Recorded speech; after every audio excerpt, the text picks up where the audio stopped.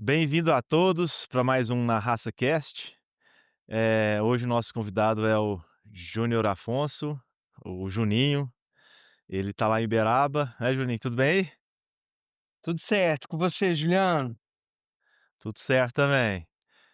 Hoje a gente vai falar sobre visão sistêmica, é um assunto muito interessante. E o Juninho começou a conversar comigo, eu falei: "Não, vamos continuar essa conversa lá no podcast, para mais pessoas possam, né, ter esse conhecimento", que eu achei muito legal. Eh, o Juninho você é diretor do Colégio Opção em Uberaba? Parecido com isso, né? Sim, coordenador institucional, na verdade, né, é a mesma função do diretor, mas na instituição, que é o Colégio Opção, né, que eu tô à frente, a gente, em função de toda essa nova concepção, a gente mudou a nomenclatura, né, porque a diretor, você pensa naquela ideia verticalizada de alguém dirigindo, né. E coordenador institucional é ordenar com, né, então, assim, é um processo mais colaborativo, tem tudo a ver com o nosso tema aqui hoje. Ah, maravilha. E o que vem a ser a visão sistêmica, Júnior? Conta pra Então, gente aí. É. nós estamos hoje, né, nesse momento histórico, enquanto sociedade, de frente com um novo paradigma, né, pra que o pessoal de casa aí, inclusive boa noite, né, não cumprimentei o pessoal, Boa noite, pode mas pode ser qualquer horário também, né, é a gente tá verdade, gravando, verdade. então É que nós estamos gravando à noite, né, tem isso é. também, né. Verdade. Então, olá a todos.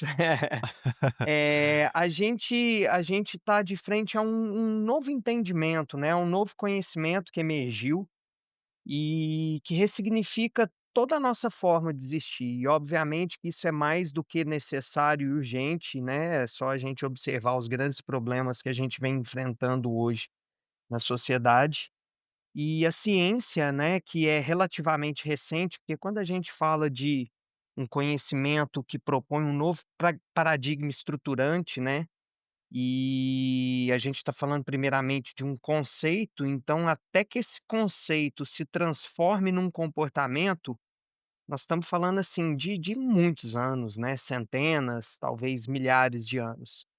E é exatamente isso, a ciência atual, que ela é bem recente, ela propõe um novo paradigma, né, que contraria aquilo que a gente achava que a vida era.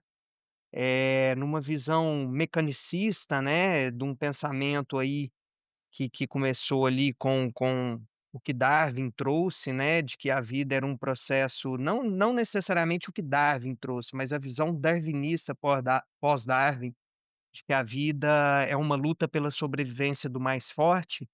Hoje já sabemos, né, cientificamente, e quando eu falo cientificamente, é com critérios muito, muito profundos, né, muito rigorosos, a gente alinhou o nosso conhecimento científico ao que as religiões, no caso, não o aspecto mais superficial, né, e dogmático das religiões, mas os aspectos mais profundos das religiões, de todas elas, da filosofia. Então a gente hoje unificou esses saberes, né, filosófico, religiosos e científicos, que na verdade a vida é um processo cognitivo, né, então é um processo colaborativo pela ampliação da cognição.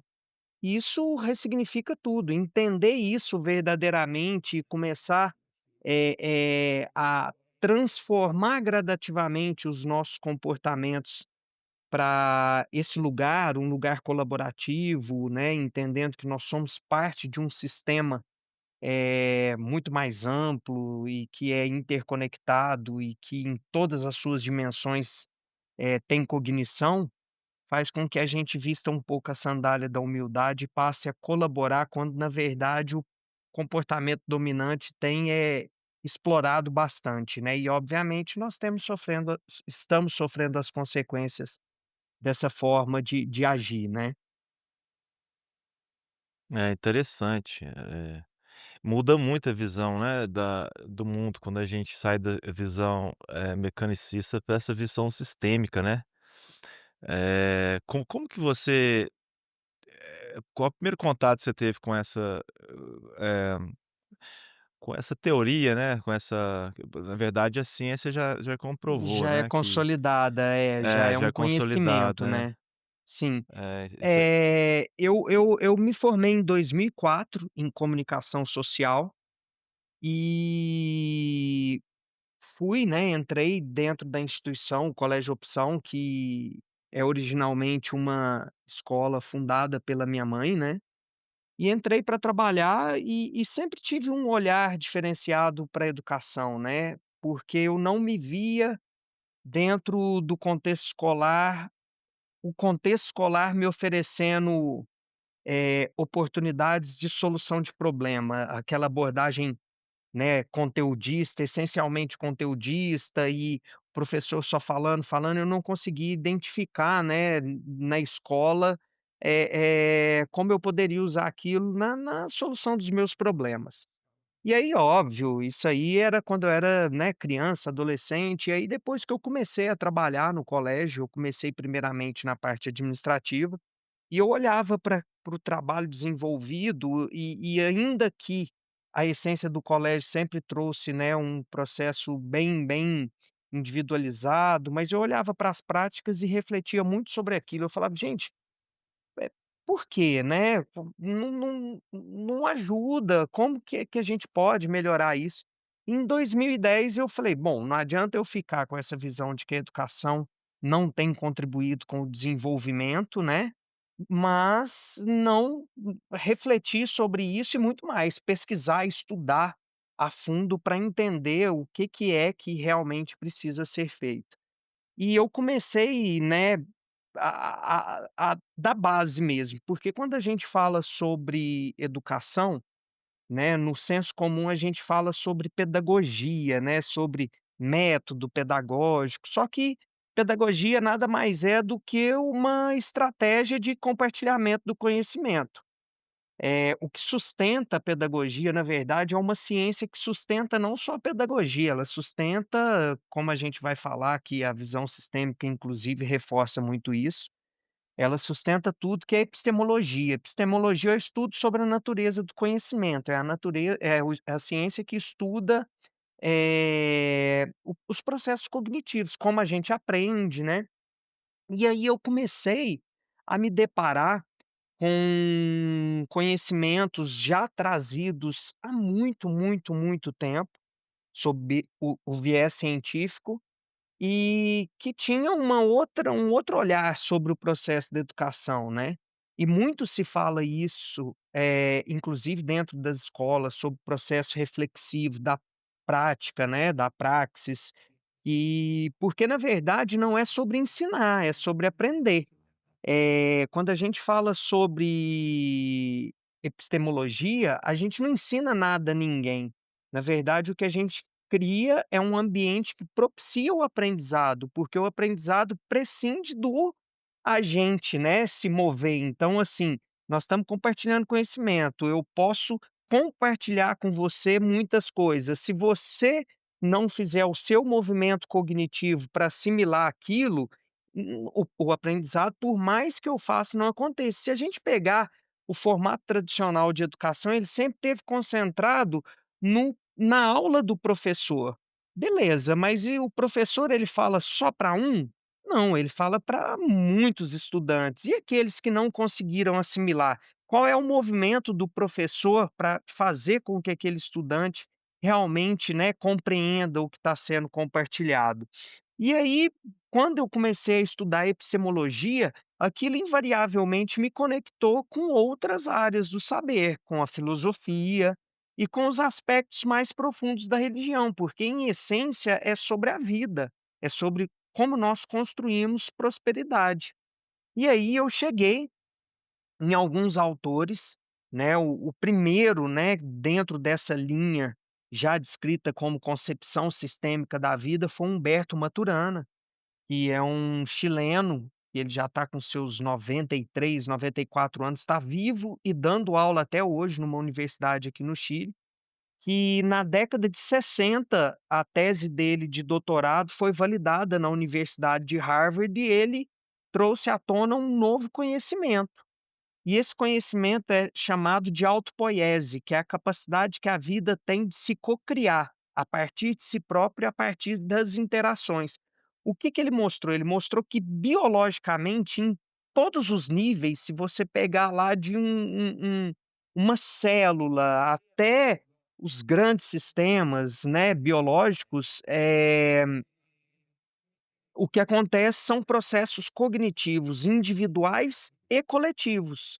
Então, individualmente, aquela célula aprende, né, e aí não só uma célula, e quando outros autores foram expandindo, desde a menor partícula, um átomo, ele aprende enquanto indivíduo, e quando ele se junta a outro átomo e forma uma molécula, ela também aprende enquanto molécula, formando mentes em diferentes níveis, né. Então, por exemplo, uma mente de uma célula é o conhecimento acumulado daquela célula. Quando ela interage com outras células e forma, por exemplo, um tecido, um órgão, você tem uma mente daquele órgão, e assim sucessivamente. Quando a gente transfere isso para uma escala maior, a gente chega, por exemplo, numa mente coletiva. Né, o Jung lá falava sobre o inconsciente coletivo, mas a visão sistêmica da vida, ela mostra que na verdade não é um inconsciente coletivo, é uma consciência coletiva, é uma mente coletiva que tem informações que exerce uma influência gigantesca na sociedade. Só que a gente ainda, porque é exatamente essa transição que nós estamos, né, de ampliação de linguagem, de ampliação cognitiva para novos entendimentos, para novas perspectivas, eh, a gente ainda não conecta com essas informações de campo de forma consciente, mas elas exercem uma influência muito grande. E a forma que a gente se conecta com essas informações de campo é através da glândula pineal. Ela não é só uma glândula que excreta, né, o hormônio, no caso a melatonina, que é um hormônio muito falado do sono, ela também é um órgão sensório. Por isso, nas tradições milenares, se fala tanto do terceiro olho, né. Tem um médico, um neuroanatomista da USP que chama doutor Sérgio Felipe, ele fala que ele compartilha muito, né, ele estuda há 40 anos a glândula pineal, e ele fala nas entrevistas que ele dá que a glândula pineal ela tem a mesma origem embrionária do nosso sistema ocular. Inclusive em animais de cabeça translúcida, a glândula pineal tem retina. Né, e aí o que que acontece? Quando a glândula pineal, e ele descreve isso, ele fala: "A glândula pineal é a nosso Wi-Fi, ela conecta com essas informações que ficam suspensas num campo, que é um campo eletromagnético", e agora mesmo eu falo um pouco sobre isso, e através de processos bioquímicos, ela starta no nosso corpo uma série de processos que têm influência gigantesca sobre o nosso comportamento, né.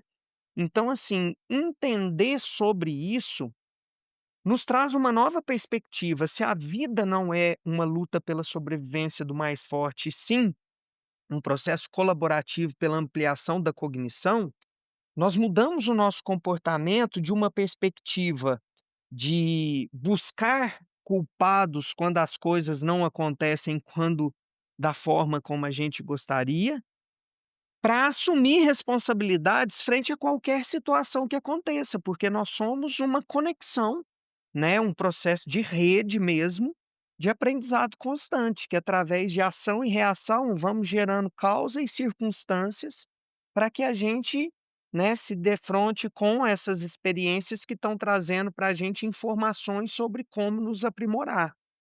Só que até que esse entendimento se transforme num comportamento social, isso leva muito tempo, e é exatamente isso que nós estamos enfrentando hoje, desafios em função de termos uma sociedade que não tem noção dessa interdependência que a vida é, e tem agido exatamente buscando desse ambiente do qual nós somos parte e é inteligente, né, no caso planeta Terra, o sistema solar, enfim, está tudo interconectado, e tirando dele mais do que ele consegue fazer, quando na verdade nós deveríamos estar contribuindo e agindo com ele, né, em busca da prosperidade de todos, né, então é por essa linha.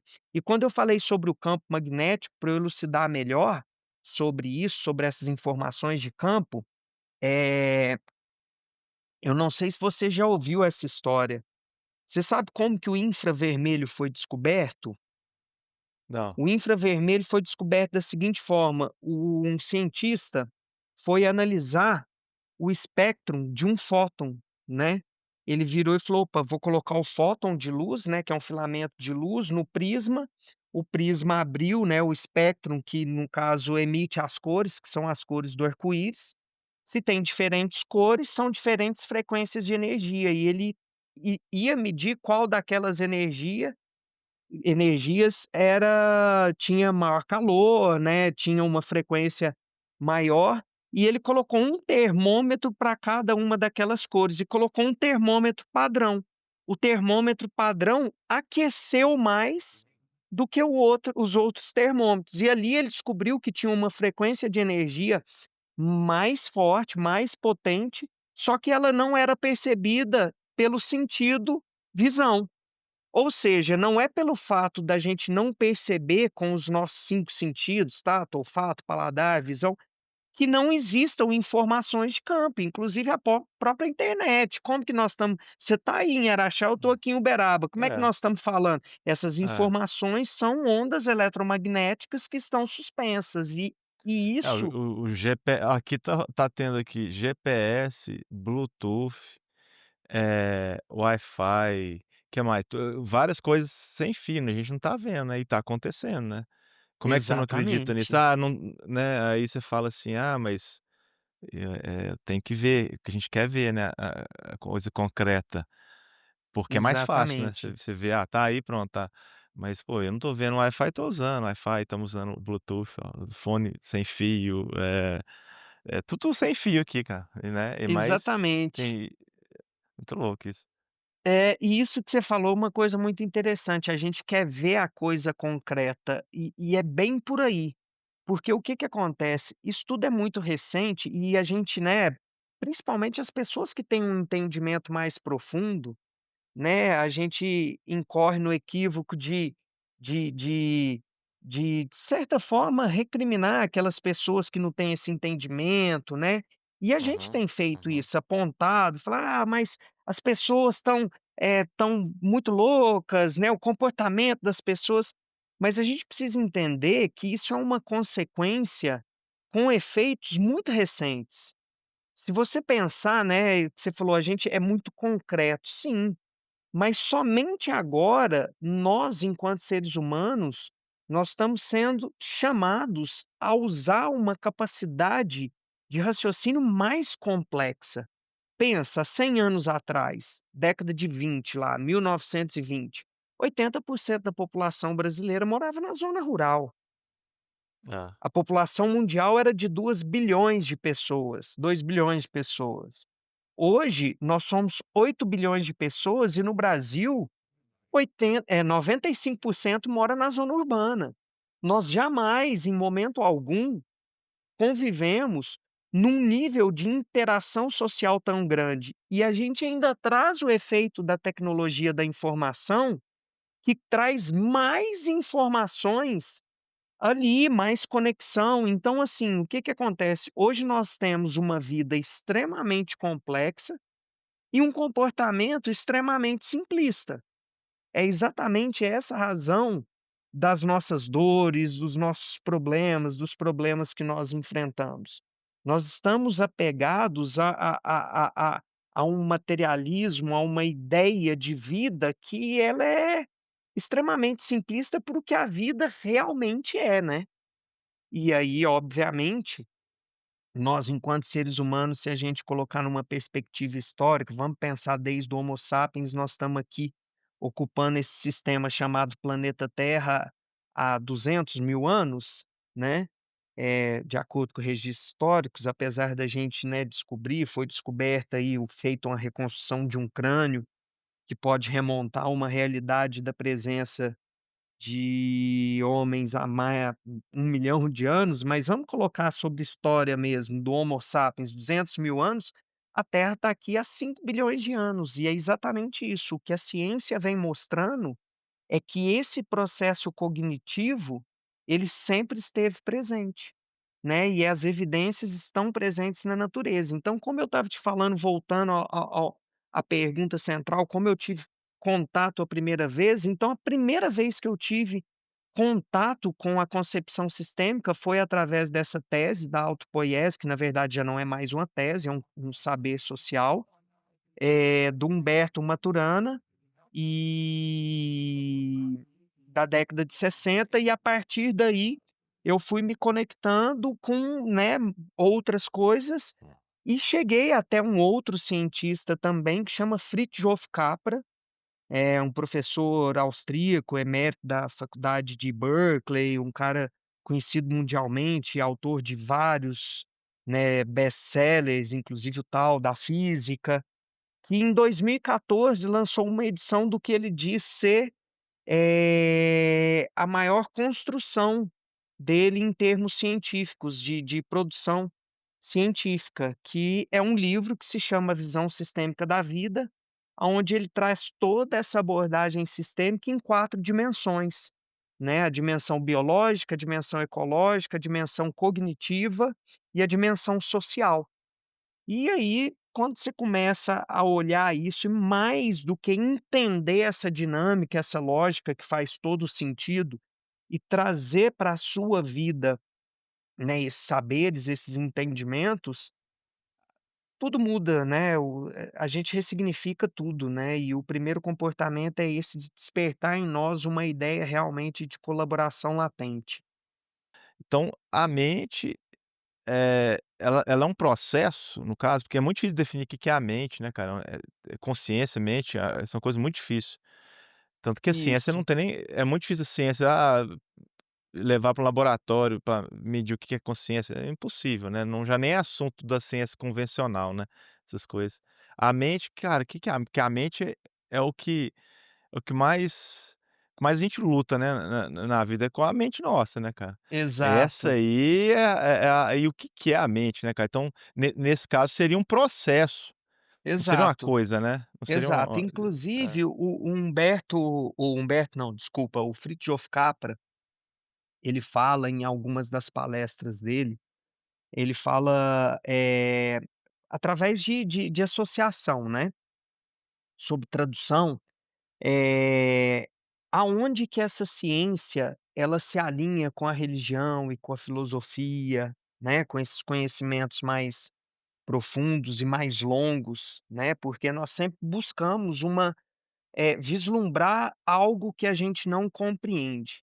E antes do que qualquer coisa, é exatamente uma questão de cognição. Então, antes de entrar no que o Fritjof Capra traz, eu vou só falar o que o Humberto Maturana fala também. Ele fala assim: olha, muitas vezes a gente querer que uma pessoa entenda o que a gente acha que ela precisa entender, isso muitas vezes é impossível sob o ponto de vista fisiológico, porque ela não fecha uma sinapse neural para chegar àquele entendimento. Então, assim, eh, a própria comunidade científica, em algum nível, refuta ainda esse novo saber, esse novo conhecimento, porque está muito enraizado no comportamento essa visão simplista, essa forma, né, reducionista de agir.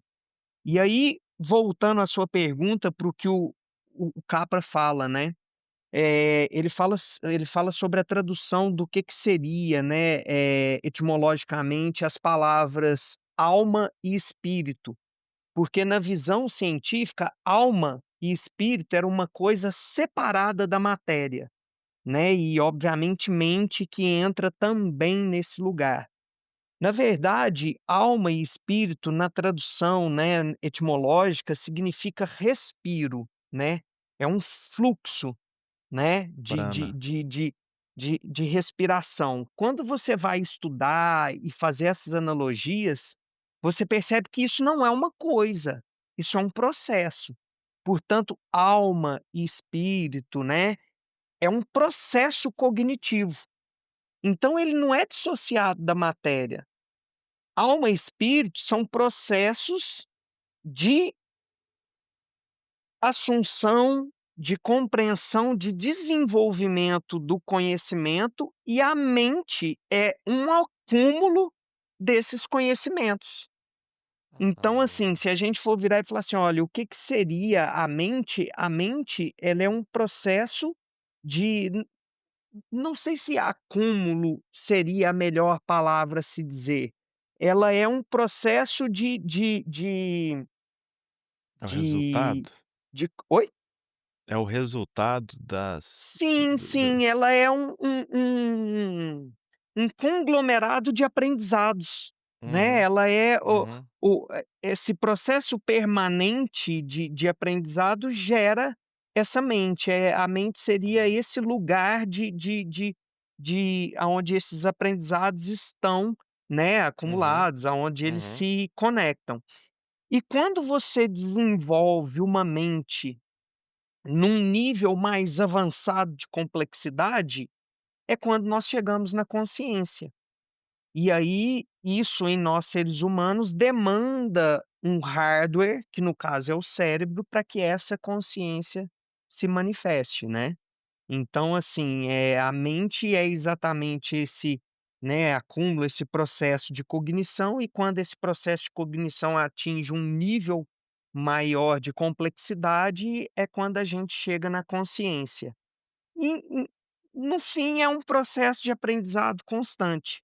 Agora o mais interessante é como esse processo de aprendizagem se dá, porque uma coisa que é muito clara nesse novo entendimento, nessa nova abordagem, é que a gente transitou por essa visão mecanicista, né, que eu igual eu falei, essa visão, né, da vida como uma luta pela sobrevivência do mais forte, que foi reforçado pela visão mecanicista que Darwin trouxe. Não estou fazendo uma crítica, né, a eles, não, muito pelo contrário, são saberes muito importantes, mas são saberes que não representam o todo, né. O que que isso trouxe para a gente foi exatamente uma forma de enxergar, que é a visão cartesiana, sob a perspectiva quantitativa. E dentro desse entendimento de vida como cognição, como complexidade, eh, a gente começou os cientistas começaram a analisar toda essa visão, esse entendimento por um viés qualitativo. Então a linguagem matemática mudou. Se você pensar como a matemática, como uma linguagem que busca descrever através de lógicos fenômenos, se os fenômenos, se as interações são infinitas, é impossível a gente chegar numa síntese. Então ela começou a observar padrões. E aí ela entendeu que, a despeito das interações serem infinitas, os padrões são limitados. Existem padrões que levam o sistema ao equilíbrio, existem padrões que levam o sistema ao desequilíbrio, entendendo que os 2 fazem parte. Por quê? É um processo através de um processo, né, e a forma como isso se dá, um processo de causa e efeito que, quando você, em função de construir uma causa e gerar um efeito, e esse efeito ser um efeito que você ainda não consegue, eh entendê-lo por completo, você busca mecanismos para entender aqueles efeitos e superar aqueles efeitos. Quando você supera, você emerge com um novo entendimento, com um novo comportamento, com uma propriedade emergente. Então, propriedade emergente, né, são as características desses sistemas, eh, que são complexos. Então é o tempo inteiro através de causa e efeito, e aí, obviamente, tem momentos que nós temos comportamentos que levam à prosperidade, porque a gente entendeu e aprendeu como agir prosperamente no momento anterior, e aí a gente age e aquilo, obviamente, leva para um apogeu. Depois desse apogeu, novas coisas acontecem, a gente precisa reaprender. É o processo de desenvolvimento constante, né. Então, assim, se eu pudesse trocar um pouco as palavras de evolução, eu falaria para desenvolvimento, né, porque é o work Uhum. in progress, né, tá sempre em constante, né, ação. É Mas é interessante, cara. complexo, de fato é É bem complexo, complexo. Eu é tô bem aqui complexo. fritando a cabeça, vou ter que assistir de novo essa gravação para entrar mais na cabeça, né, para absorver melhor, Sim, porque sim, de uma vez só, assim, é muita informação. sim, Pô, eu estava pensando aqui agora sobre bactérias, no caso do micro-organismos, e também tem essa mente, eles também têm essa, como é que sim, funciona? É. sim, sim, sim. Isso é uma coisa muito interessante, e aí a coisa começa a entrar, bem na prática e a gente fazer algumas observações análogas, né. A gente fala muito tem se falado sobre mudança climática e algumas práticas, né, culturais que nós temos, eh, e o grande problema que a gente enfrenta, obviamente, porque é generalizada essa abordagem simplista, é na linguagem, né, recriminatória. Então se aponta muito o dedo, a culpa", mas não é uma culpa, não é culpa de ninguém, é uma questão de entendimento sobre a forma como nós agimos hoje, que não necessariamente a gente precisa agir sempre, então a gente precisa Uhum, aprimorar as nossas práticas. E as formas de cultura, de agricultura, são formas, reducionistas. O que que eu quero dizer com isso? Vamos pensar quando hoje você vai, cultivar qualquer tipo de alimento. Você vai, geralmente, inclusive isso aconteceu muito tempo atrás, mas ainda acontece, desmata e planta somente um tipo de alimento, um tipo de vegetal, né. O que que você está fazendo quando você faz esse tipo de coisa? Você está pegando um ecossistema que levou bilhões de anos para, através de causa e efeito, construir diversidade suficiente para favorecer uma estabilidade climática, que foi fundamental para o surgimento da nossa espécie, seres humanos. Nós surgimos porque durante 10.000 anos, que foi o período do Holoceno, nós não tivemos nenhuma oscilação em mais ou menos 1 grau centígrado. Por quê? Justamente porque foram bilhões de anos de um processo cognitivo que foi aprendendo muito lentamente consigo mesmo como construir diversidade suficiente para que nós chegássemos naquele momento e pudéssemos existir enquanto espécie, que é a espécie humana. E aí, quando nós entramos no período do antropoceno, a gente começa a adotar práticas que vêm exaurindo esse sistema do qual nós fazemos parte. E aí ele começa a reagir sobre isso e a dar um retorno para a gente. A pandemia foi um exemplo disso.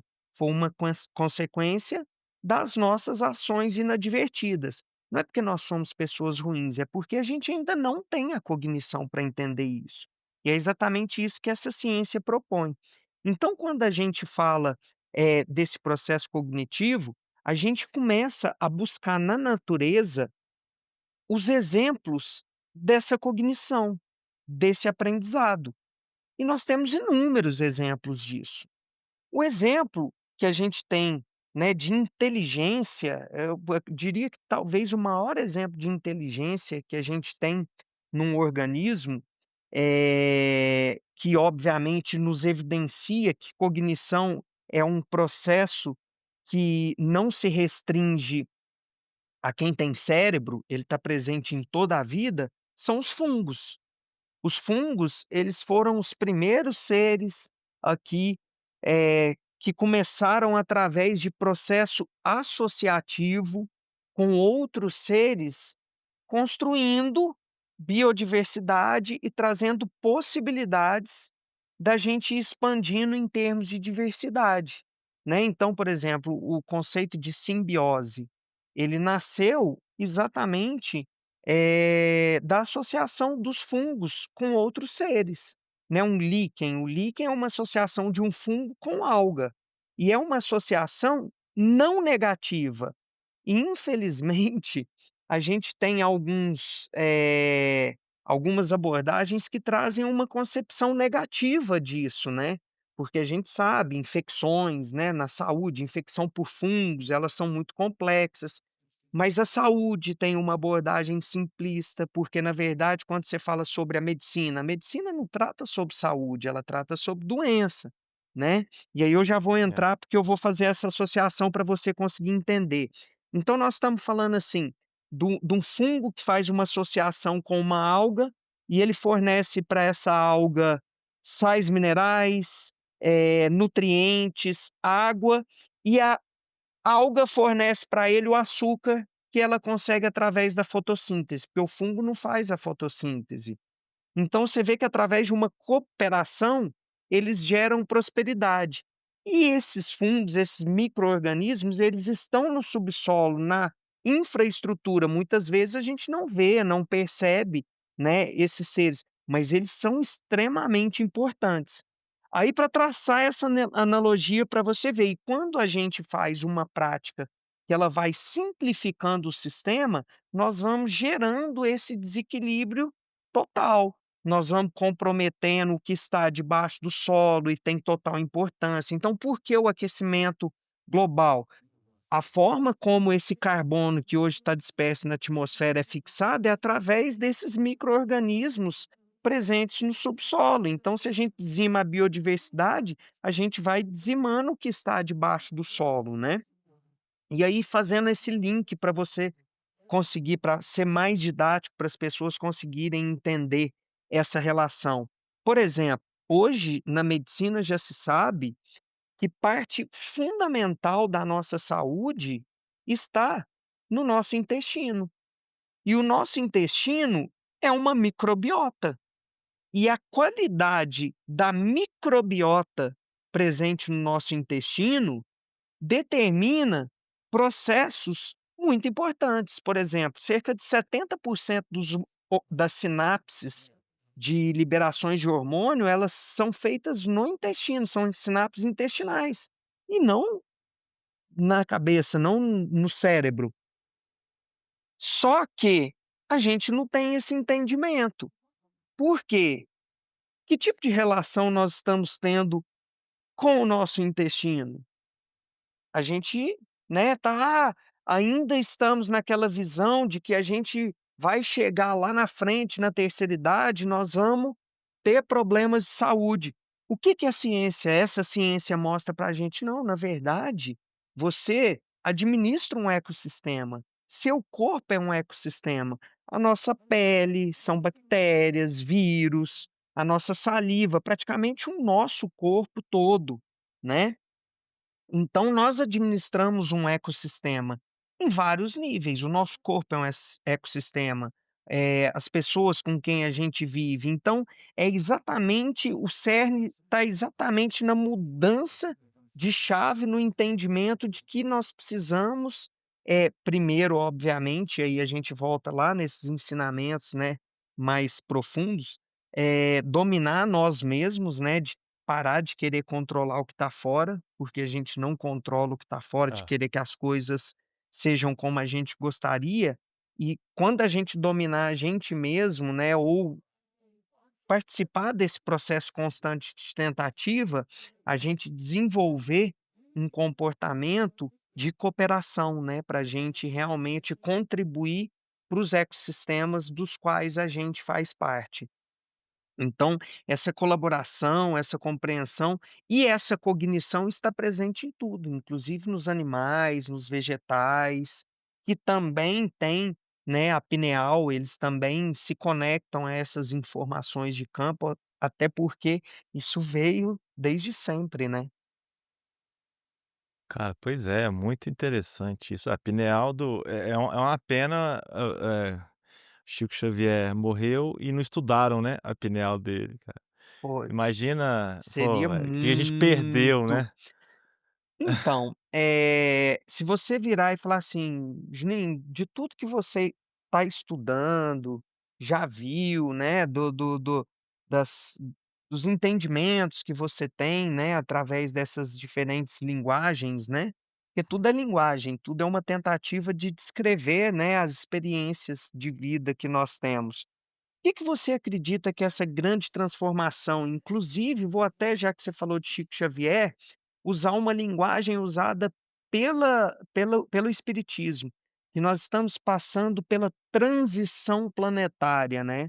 Não é só o espiritismo que fala sobre isso, todas as religiões falam sobre esse momento de forma diferente.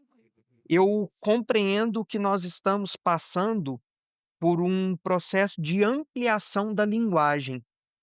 E essa ampliação de linguagem, ela está necessariamente nessa conexão com essas informações de campo de forma mais consciente. Sabe a intuição? O sexto Uhum. sentido, que a gente sabe que existe, todo mundo já experimentou isso em algum nível, mas agora seria nós usarmos o sexto sentido, seria nós usarmos a intuição como um sentido realmente presente em nossas vidas, né. E isso, assim como tudo, é um processo, né, de abertura de consciência, de ampliação, de abertura desse o que que seria essa abertura desse terceiro olho, né? É exatamente a gente começar a entender que através do nosso desenvolvimento cognitivo, a gente consegue conectar com essas informações de campo de forma, mais consciente. E usá-la, obviamente, a favor do desenvolvimento, da prosperidade. É, o que Agora, aconteceu a foi pineal que do Chico devia ser, se o doutor Sérgio Felipe fala que a nossa pineal é um Wi-Fi, a do Chico pois seria é, com cara. certeza não dá nem como para descrever, nem O Starlink. Starlink, não, É, é ali era tecnologia obsoleta, sabe? é, pois é, perdemos essa oportunidade, né, de estudar. A sociedade nossa focou em desenvolver demais o lado racional, né, e esqueceu esse lado que você falou que é mais importante. Tem culturas que já falavam que é mais importante do que o racional. O racional é importante para várias coisas, né, pra gente pegar o carro e ir lá dirigir e fazer o automático, né, da vida, mas a gente não desenvolveu essa parte, né. E tá aí Então, olha agora, a só gente não como é que é sabe. doido, olha só, até na sua fala, e é muito natural isso. A gente desenvolveu e esqueceu. Na verdade, a gente não tinha cognição, a gente não estava nem atento necessariamente, e óbvio, quando eu falo que a gente, eu estou generalizando, mas nós sempre tivemos pessoas que buscaram esses entendimentos. Isso aí, o que a ciência hoje está comprovando, não é nada que nunca foi dito. Sempre Uhum. teve presente.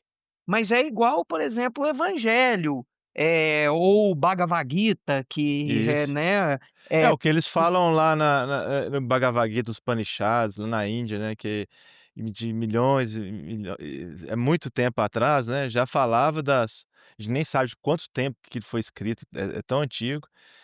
Hoje que a ciência tá falando a mesma coisa, ó, já estavam falando lá.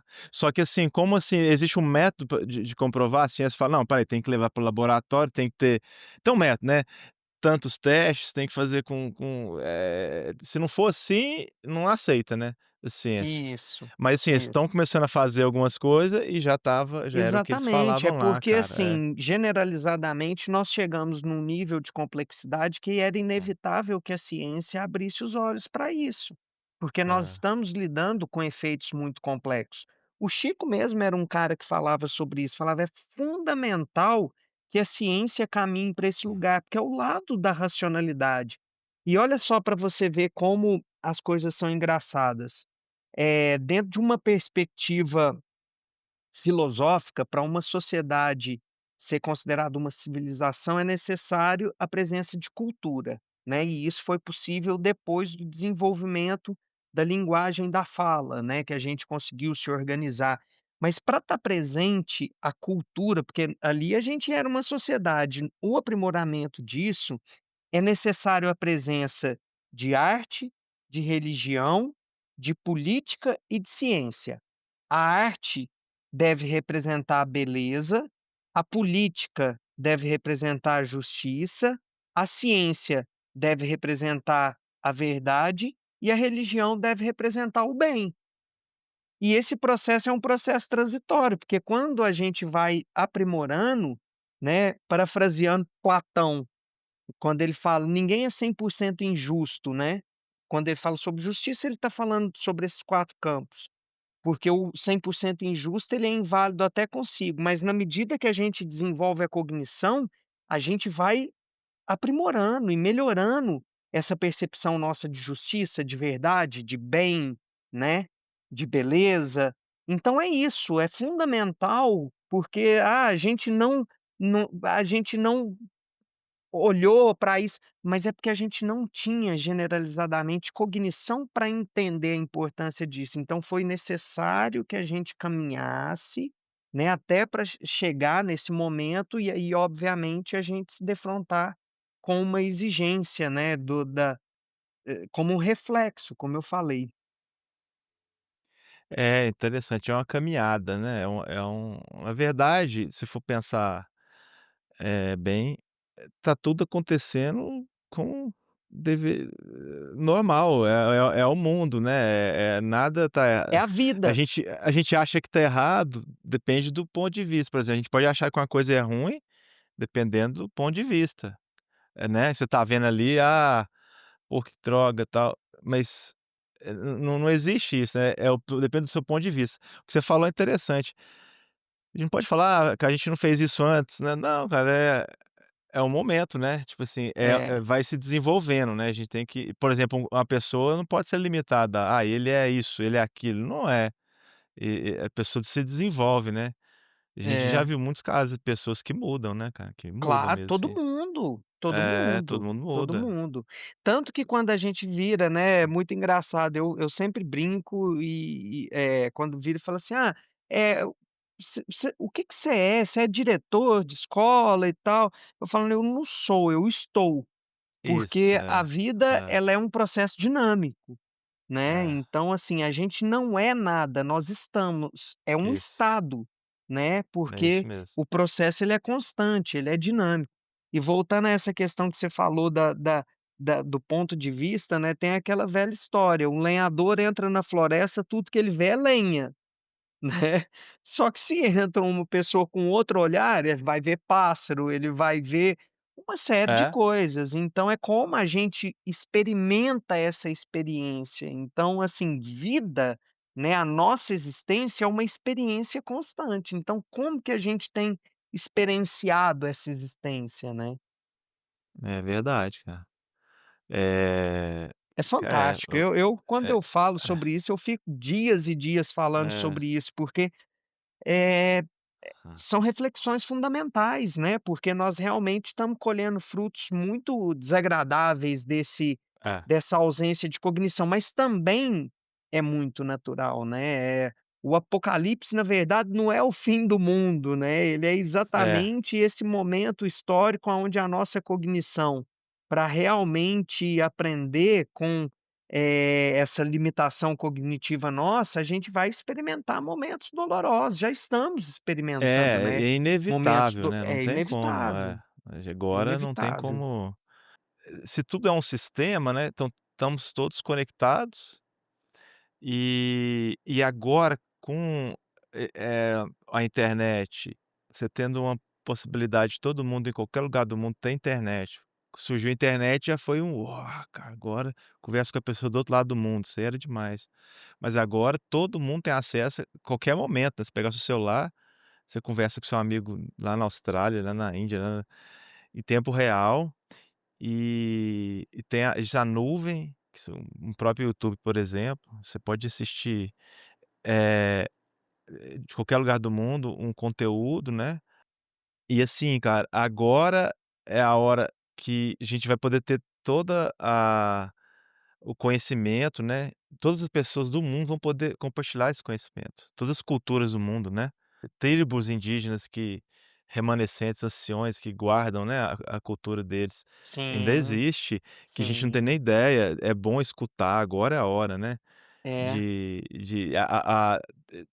te por exemplo, há uma barreira que seria a língua, né, e que hoje a própria internet, a próprio softwares traduzem, né, você pode pegar uma palestra em sânscrito e traduzir para português, tá Exato. lá no YouTube, né, cara, então assim, agora é essa hora, né, Isso, e de fazer uma essa coisa muito conexão louca global. que você mencionou Hum, agora mesmo, que é uhum, interessante, é, olha só, o nosso comportamento simplista tem, ao longo do tempo, invalidado o todo em detrimento da parte.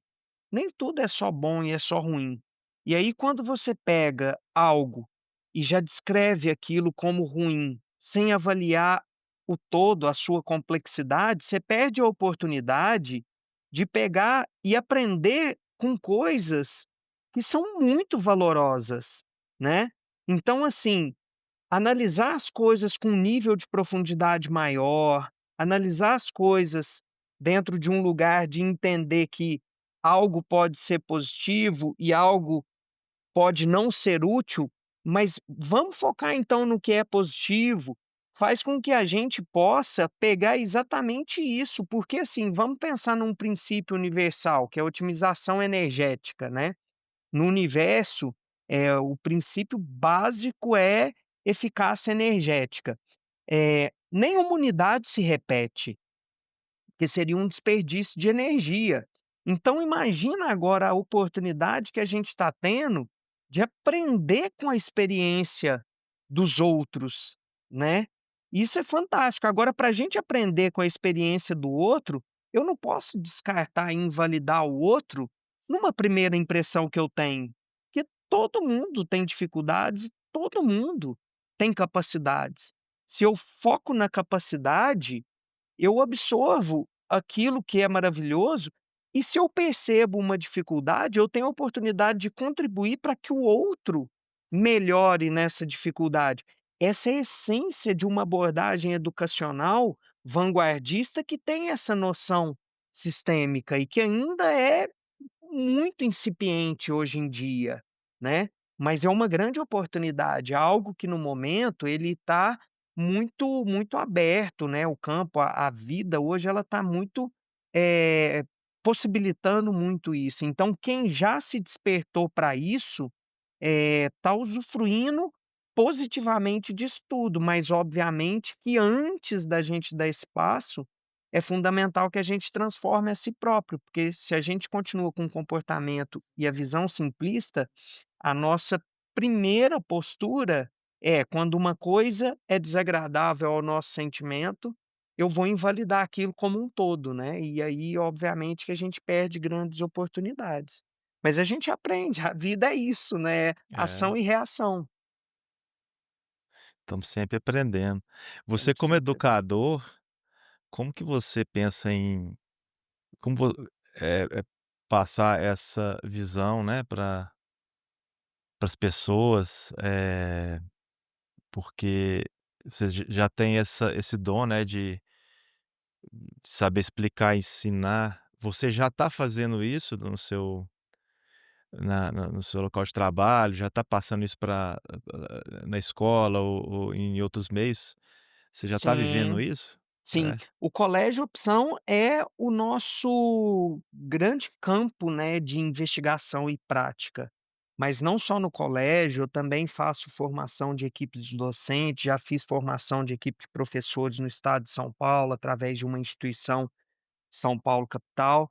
Mas o colégio é esse grande laboratório e existe um exemplo muito prático, mas antes de eu entrar nesse exemplo muito prático, eu quero falar, né, citar uma outra pesquisadora que chama Amy Edmondson.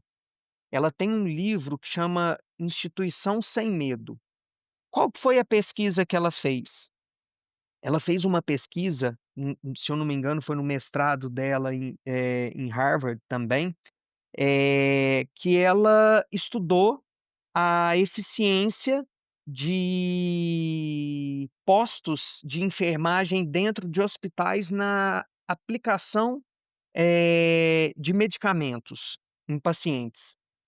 E quando ela chegou no resultado da pesquisa, ela levou um susto. Ela fala, né, tem o TED Talks dela falando sobre isso, ela fala que ela levou um susto, porque ela, como pesquisadora nova, ela entrou num paradigma ali, aliás, desculpa, num paradoxo ali.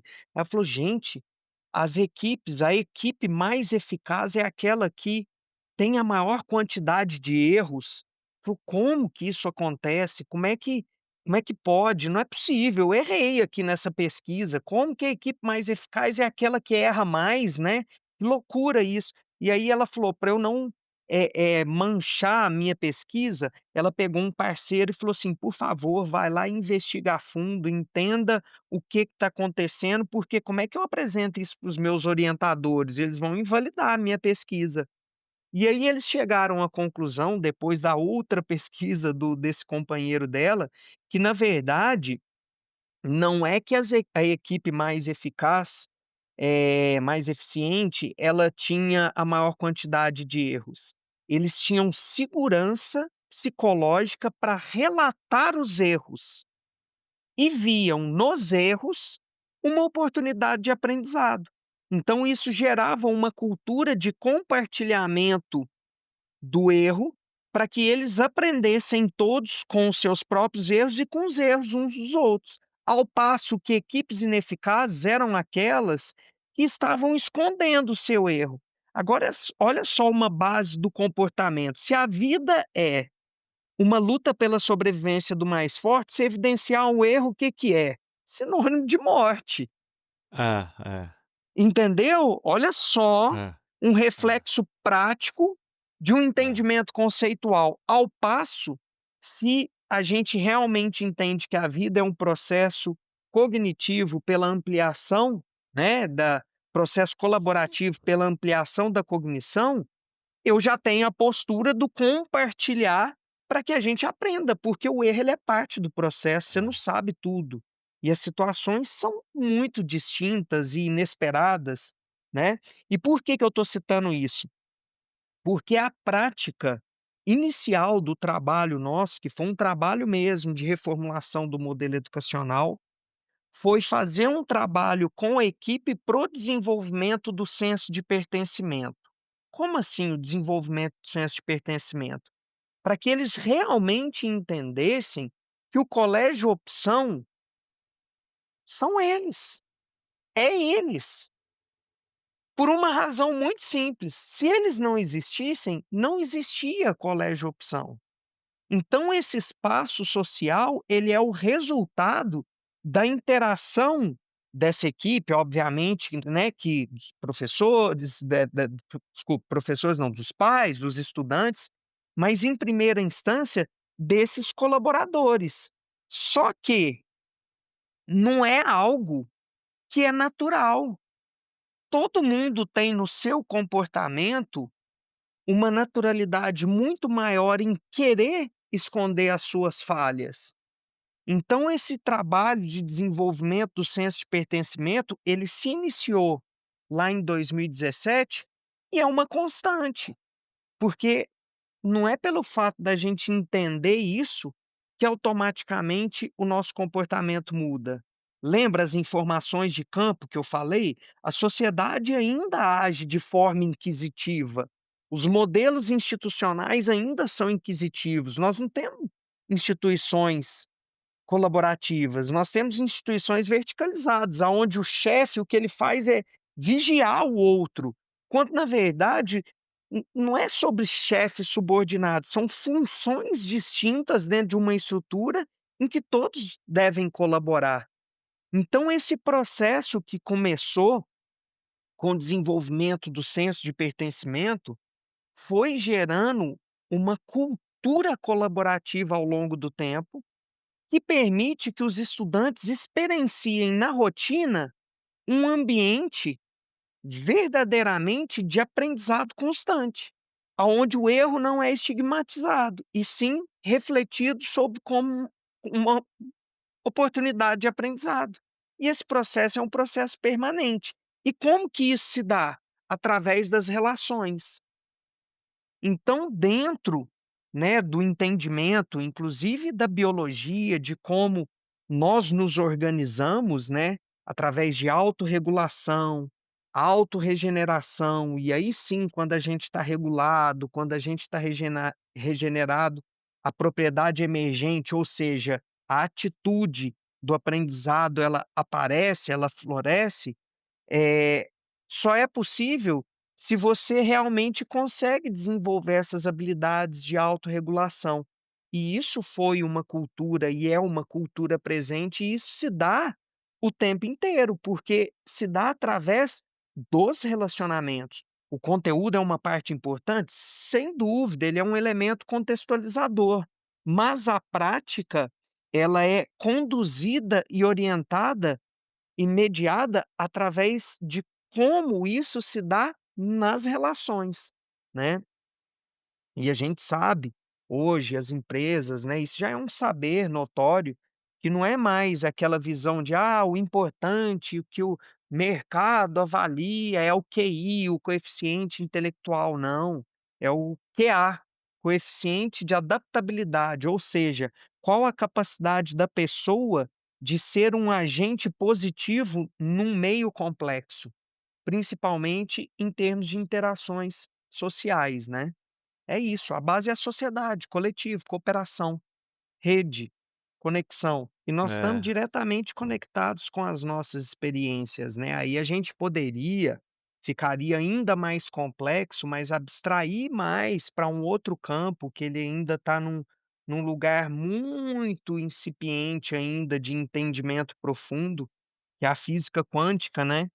isso. Para falar um pouco sobre essa questão da energia, né, das frequências que quando você tem uma frequência de energia, você tem um campo magnético, o campo magnético atrai frequência.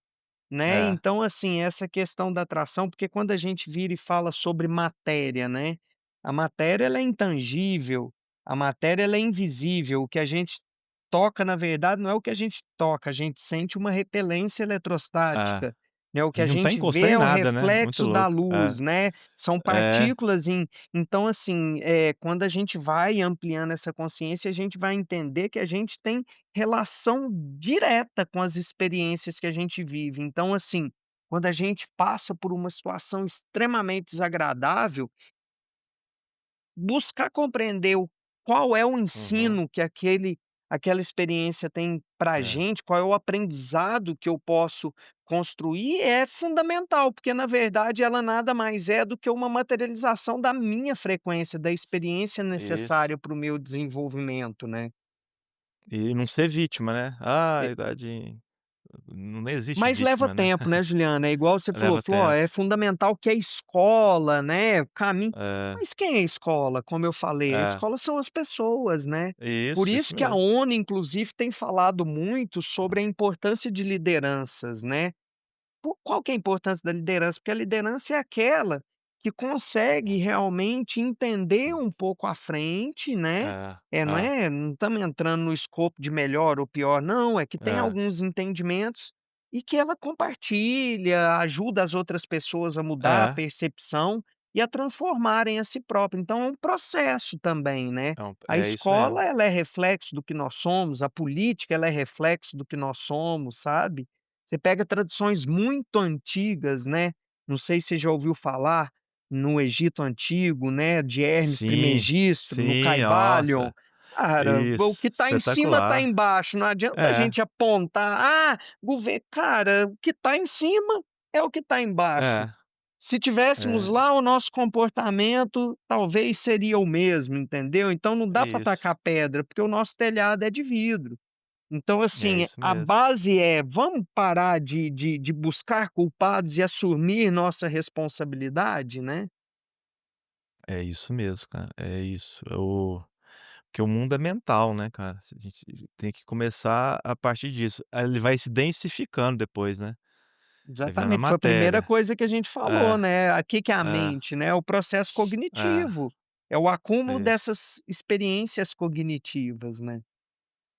Não, É, cara, esse total. assunto é muito interessante, né, a gente fica aí, ó, a gente pode até marcar outro bate-papo aí, chamar mais Vamos chamar pessoas outras para participar. pessoas, usar outras linguagens para falar um Isso, pouco, para isso. contextualizar para aqueles que ainda, né, É. não enveredaram para esse lado, para esse entendimento, para esse estudo mais profundo, apesar de todas as pessoas em algum grau já terem tido contato, né.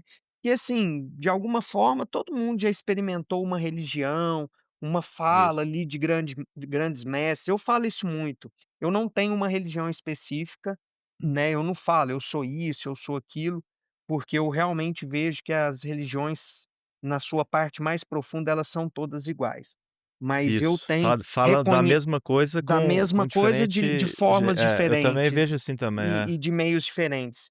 E é, p valido todos os grandes mestres que passaram por aqui, Krishna, Buda, isso. mas eu escolhi o meu mestre, né, e o meu mestre é Jesus.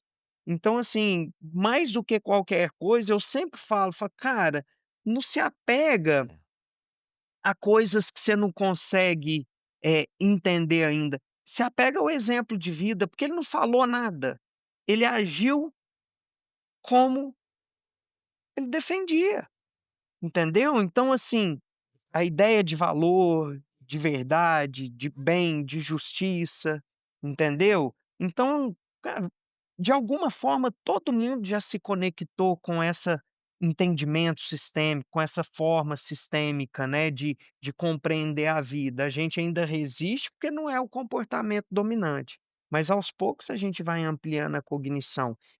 E assim, obviamente que quanto mais rápido esse processo em geral, né, tô falando generalizadamente, se der, menos nós vamos passar por situações desconfortáveis. Quanto mais lento esse processo for, mais desagradáveis serão as experiências que passaremos, né. Por exemplo, a pandemia foi uma das experiências, se a gente não aprender, teremos outras, invariavelmente, né. É. É, não é fácil se a gente for lembrar das coisas. Pô, cara, a pandemia foi brabo, Uai, nossa. olha só como você vê que É, está tudo interconectado, é, um vírusinho lá é, do do fim de um lugar da China contaminou o mundo é. inteiro, entendeu? Nós não estamos isento de ao contrário, nós estamos assim, nós estamos Hum. interconectados, essa é a verdade, é uma teia de conexão em que É isso. desde lá da menor parte que a gente consegue abstrair, entender de um átomo até os sistemas É. interplanetários, nós estamos conectados por uma teia de aprendizado. Engraçado que essa teia, essas culturas antigas já falavam, né, cara. Sim, Caramba, sim, eu acho essas que culturas antigas têm muitos ensinamentos, é como eu falei, é, não dá para você invalidar o todo em função de uma experiência com uma parte. Se a gente é, tiver olhos para isso, todo mundo tem o que contribuir. Então, assim, todas as culturas, todos os povos, né, as tradições mais antigas, têm muito a contribuir, né, os é povos isso mesmo. originários, todo mundo tem muito a contribuir. É exatamente a tentativa, né, de fazer com que as pessoas entendam, né, que o valor que tudo tem. É, é isso aí. Bom, então, foi bem legal essa conversa, deu até uma gangrena no cérebro aqui pra é muita informação, né. Eu vou Muito, vou até assistir muito, esse podcast novo muito. e vamos marcar outra conversa. Vamos, Vamos, vamos, logo, vamos logo. chamar mais Ó, pra mim pessoas é um aí e prazer, cara, participar. agradeço, É, assim, demais o convite.